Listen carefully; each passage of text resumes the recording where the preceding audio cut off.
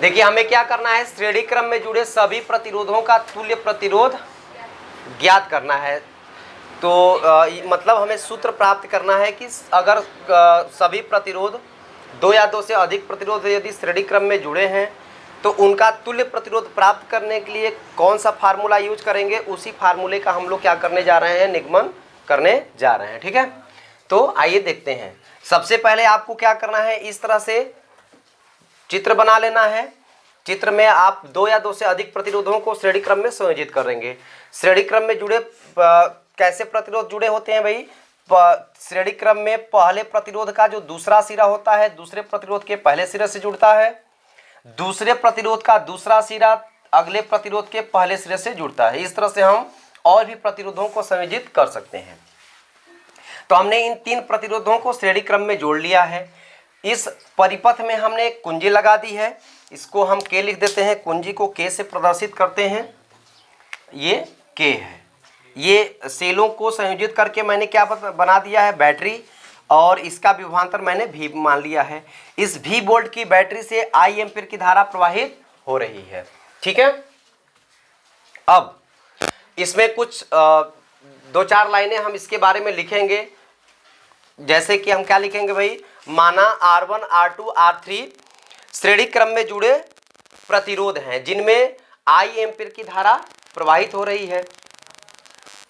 इसके बाद V volt का विभवांतर लगा हुआ है, V वोल्ट की बैटरी लगाने से I एम्पीयर की धारा प्रवाहित हो रही है, और I एम्पीयर की धारा प्रवाहित होने से R1 सिरे पे जो प्रतिरोध उत्पन्न होगा वो कितना होगा, नहीं सॉरी विभवांतर, R1 प्रतिरोध के बीच विभवांतर कितना होगा, V1 बराबर IR1 ओम के नियम से।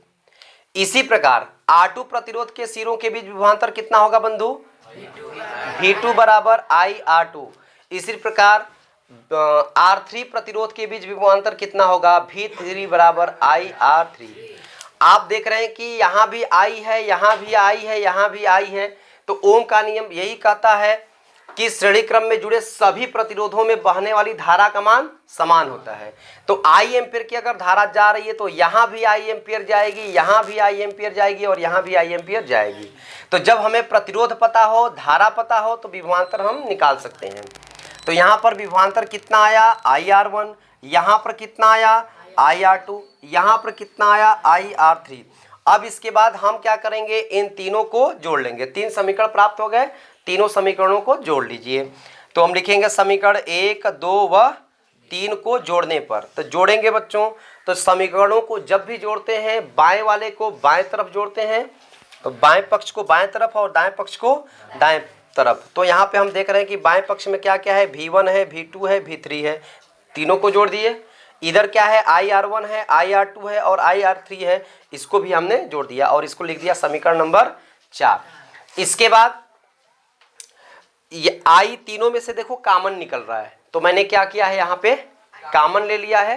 कॉमन लेकर के अगला समीकरण लिख दिया। आप चाहें तो यहाँ पर समीकरण न लिख करके डायरेक्ट कॉमन लेकर के यहाँ पर समीकरण बना सकते हैं, है ना, इससे कोई दिक्कत नहीं है। अब परंतु हम यहाँ जानते हैं बच्चों कि श्रेणी क्रम में जुड़े जितने भी विभवांतर होते हैं, जितने भी प्रतिरोध जुड़े होते हैं, उनके सिरों पे जितना भी विभवांतर होता है, सभी विभवांतरों का योग इस विभव के बराबर होता है। जितने वोल्टेज की बैटरी होती है उसके बराबर होता है। तो हम इन तीनों का योग क्या मान लेंगे, V मान लेंगे, यहाँ पे लिख देंगे। परंतु हम जानते हैं कि सभी विभवांतरों का योग V के बराबर होता है, तो इसके जगह पे हम क्या लिख देंगे, V, और फिर ये सेम टू सेम रहेगा। फिर इसके बाद हम मान लेंगे कि माना इस परिपथ में जितने भी प्रतिरोध जुड़े हुए हैं सबका प्रतिरोध R है। क्या है, R है।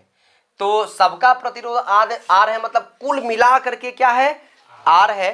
तो यदि कुल प्रतिरोध R होगा और धारा I एम्पीयर की बही रही है, तो V बराबर ओम के नियम से क्या सूत्र हो जाएगा, V बराबर IR। अब V बराबर IR आया, इसको अगला समीकरण बना लेंगे। अब इसी V के मनवा को कहाँ रख देंगे बिट्टू, इस V के मान को हम समीकरण नंबर 6 में रख देंगे। तो V के जगह पे क्या लिख देंगे, IR। देखो यहाँ लिखा है मैंने समीकरण 7 से V का मान समीकरण 6 में रखने पर। तो आप समीकरण 6 में भी के जगह लिख देंगे आई आर, तो आपको प्राप्त होगा आई आर बराबर आई कोष्ट में R1 plus R2 plus R3।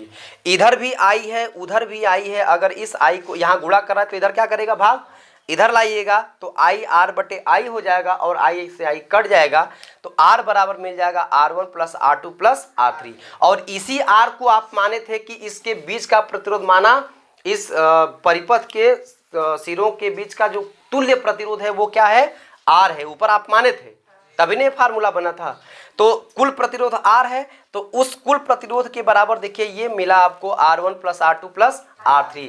मतलब अगर आपको तुल्य प्रतिरोध ज्ञात करना है तो जितने भी प्रतिरोध जुड़े हुए हैं श्रेणी क्रम में सबको जोड़ दीजिए, वही उसका क्या हो जाएगा, तुल्य प्रतिरोध हो जाएगा। यहाँ 3 प्रतिरोध जुड़ा था इसलिए 3 का आया है, अगर 5-6 जोड़े होते हैं तो आपको और आगे प्राप्त होता, R4 R3 sorry R5 R6, इस तरह से जितने भी प्रतिरोध श्रेणी क्रम में जुड़े होंगे सबको हम जोड़ करके R बराबर लिख सकते हैं। तो यही आपका श्रेणी क्रम में जुड़े सभी प्रतिरोधों का तुल्य प्रतिरोध का निगमन था। ठीक है, तो सभी लोग इसको नोट कर लीजिए और अच्छे से इसको घर पे 2 बार 3 बार प्रैक्टिस करिए, तभी आपको ये याद होगा, है ना।